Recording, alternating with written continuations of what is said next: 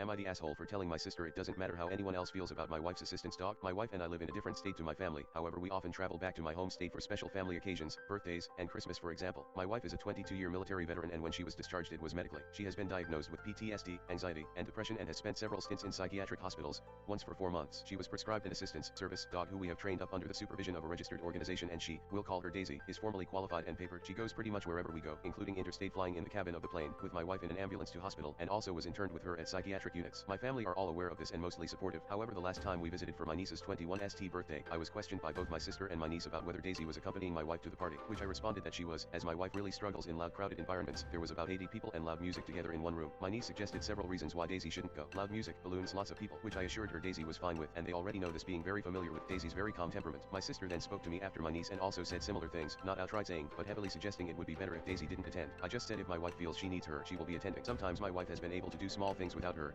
but never big events like parties, even shopping centers and restaurants. Daisy comes with her. Anyway, the party came and went. My wife had to take 4 Valium to cope, but managed to sit through the evening with Daisy by her side at her feet at a table. Other people throughout the evening went over to talk to her and most didn't even notice Daisy was there. For myself, I'm used to my wife's conditions and knew that although she was struggling, she was coping and even enjoying talking to people at times. I danced the night away, periodically sitting down beside my wife and checking in. After the party was over, we had a few days at my sister's house where the topic of her son's impending wedding came up. Again I was asked by my sister if my wife would be taking Daisy. I again said yes, more than likely, for the same reasons as the 21, lots of people, loud noises, crowded environment. Again it was inferred that the event wouldn't be suitable for Daisy. The tables were really crowded, lots of people. Plus my sister suggested that if my wife didn't have Daisy she would be able to get up and dance. Before my wife had her breakdown, she was not a dancer and now with her anxiety, there's no way she'd be comfortable out on a dance floor. I was so taken aback I didn't know how to respond. My wife heard my sister talking to me and so she suggested she only go to the ceremony and skip the reception to avoid my sister getting stressed out about her dog. My sister snapped, "They're at the same venue," then softened it with, "Of course we want you to come." Both my wife and I felt very uncomfortable and kept reassuring my sister Daisy would be fine as she has been taught to sit under my wife's chair out of the way. It felt like the concerns raised weren't genuine concerns but just a way to feel like Daisy was unwelcome. We flew back home not long after and this is where I may be the asshole. We woke up the next morning and the first words out of my wife's mouth were, "Maybe I should just stay home for the wedding and you go by yourself so I don't stress your sister out by taking Daisy." I felt so bad for her.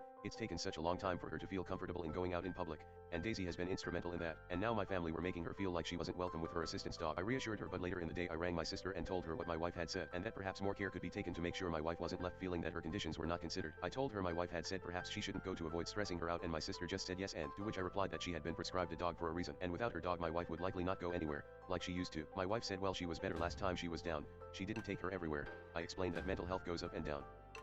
Last time she was doing a bit better however she'd just been sick and was put on medication that messed with her regular meds and so was only just coming out of that. Also I reminded my sister the last time we didn't really go out apart from to a restaurant, to which Daisy also came. I just feel like I'm constantly trying to prove my wife's medical conditions, even her PTSD has been questioned as, my sister's words, she didn't go to Afghanistan. She even had her best friend question me about it. I'm tempted to tell them some of my wife's horror stories, but I just keep it general so they don't get second-hand trauma. My sister also said that she had to think about other people and I said what? Does someone have a problem with Daisy attending? And she said her son, my nephew, and his future wife had spoken to her about it. I said well I'll ring them then, which she hastily replied, no you can't. They spoke to me in confidence. I said I just don't understand what you are trying to achieve, and she said it's not just about you, I have to think of other people. I said well you wouldn't be asking Nana if she was bring her wheelie walker, and she said actually Nana might be in a wheelchair so I'll have to put her at the end of the table. To which I snapped and said yes, but you wouldn't tell her she's not allowed to bring her wheelchair, and she replied, I didn't say you couldn't bring Daisy. I said back that it was disingenuous to pretend that your questions aren't designed to make us feel like she shouldn't be coming. To which she replied that she couldn't handle the stress I was causing her and she said goodbye and hung up. So am I the asshole for calling my sister out on all her questions regarding my wife's assistant's dog? Am I too sensitive, like my sister said?